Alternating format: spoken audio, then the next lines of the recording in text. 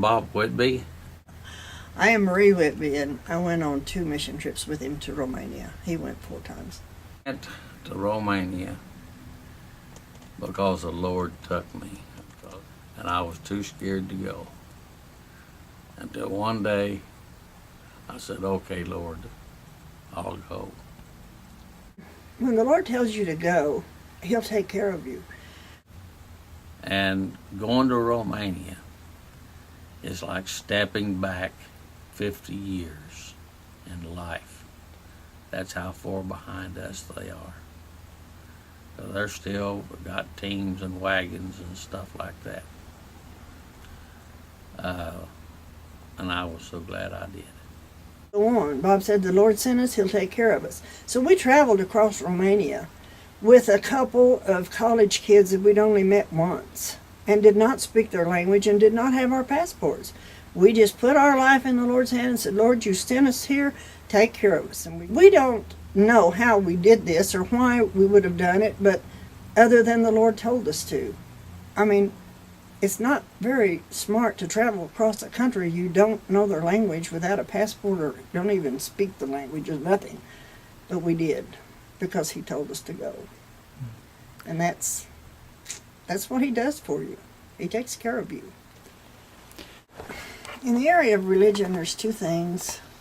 In Romania, they were dedicated. I mean, they would sometimes walk 2 or 3 miles to get to church. And they would sit on these benches that was not upholstered and did not have backs. It was kind of like a picnic bench, a wooden bench. And they would sing for an hour. And then they would pray for an hour. And the preacher would preach for an hour if he quit in an hour. I mean, that's 3 hours they sat on those benches. And they did it because they wanted to. They were still willing to sit and listen to him even after he preached an hour. It is such a dedication. It's not like what we see back here, because sometimes we complain if the preacher goes over a little bit. I mean, we've all heard people complain about things like that. But they didn't have a complaint. But not at Emmanuel. We don't. Oh, no, not at Emmanuel. When we was over there the first time, they wanted me to stay and preach at some of their churches. And I got with the people that wanted me to, and I got it set up. Stayed, and that's when we traveled without our passports. Sunday morning, now it's hard to believe, they just got finished building a brand new church. And it held over 800 people. There was a little old lady that walked all over Germany collecting money for the church. And the people there built it. So on a Monday night, I got to preach preach to youth that night at the old church there. And when we walked outside, this one girl came to me. And she said, I want to thank you for praying for me. She said, I was saved here a while back, and I was kicked out of my home. I'm not allowed to see any of my family. Her brother, her mother, or her dad. She's just living here and there.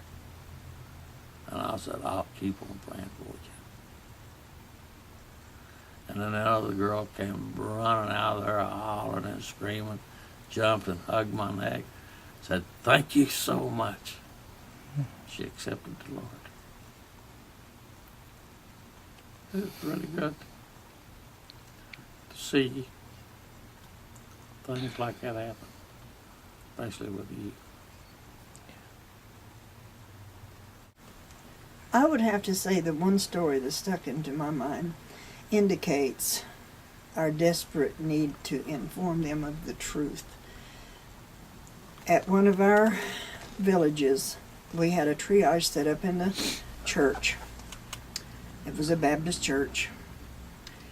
And the people went in there, got their paper, and then they came out and went into the doctor's office, and that was to let the doctor know what they needed done. And there was a woman out there who kept trying to talk to me and pointing to the church, but I didn't understand her. So I got an interpreter, and she said that the woman wanted that piece of paper but would not go into the church. Now, she was sick and needed to see the doctor, but she wouldn't go in that church to get that paper because her priest had told her, the Orthodox priest, that if she stepped foot inside this Baptist church, she would die and go to hell. And they believe this. They've been taught that from children.